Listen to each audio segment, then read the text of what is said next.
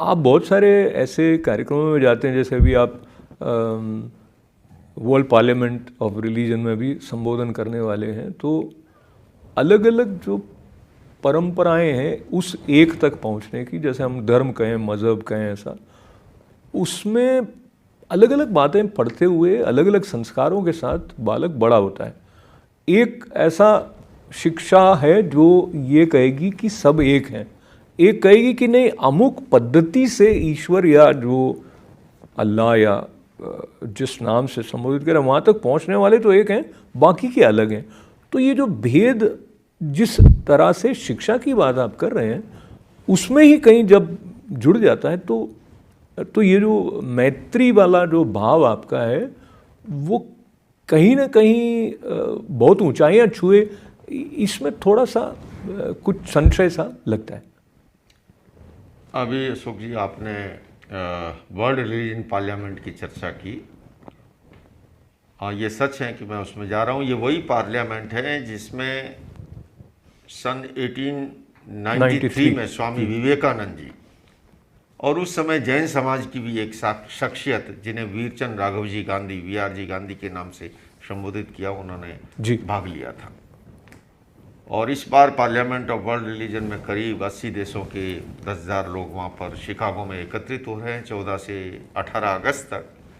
और उन्होंने मुझे उद्घाटन सत्र में ही स्पीकर बनाया है, तो और अधिक जवाबदारी बढ़ती। उसके सिवाय क्लाइमेट चेंज पर चर्चा है, मेरी विश्व शांति वर्ल्ड पीस पर है 18 तारीख को, 14 को क्लाइमेट चेंज पे है, 17 को एक इंटरफेथ हारमोनी पे प्लेनरी हॉल में है, उसमें भी मैं प्रतिनिधित्व कर रहा हूँ जैनिज्म का।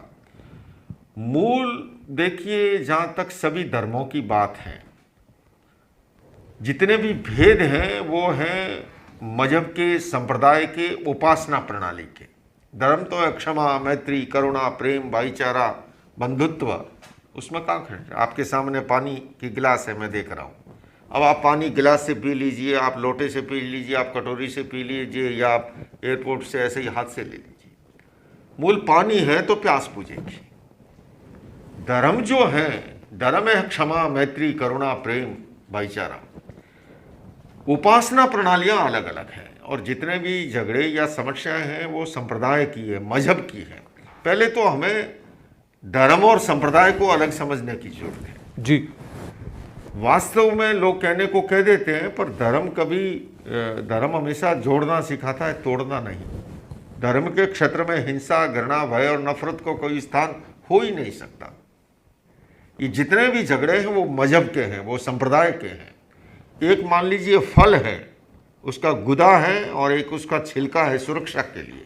संप्रदाय छिलके की तरह है, फल का गुदा है, जो रस है वो है धर्म की तरह।